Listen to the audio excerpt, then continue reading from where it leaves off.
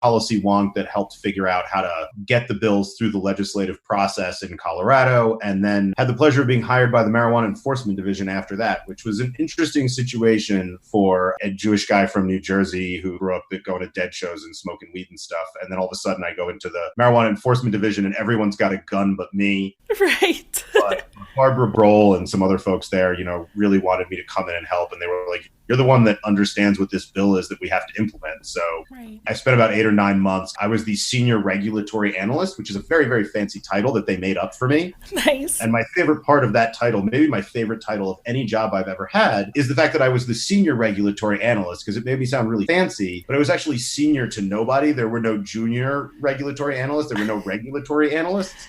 But I got that senior in front of my title, and for me, that made me feel fancy and important. So, that was pretty cool, and I got to really help run all the working groups, draft a lot of the regulations, the first ever regulations for adult use cannabis really anywhere in the world, and I had the pleasure of kind of working on a lot of like the nitty gritty dorky stuff, like creating the testing program and production management systems and all of those things.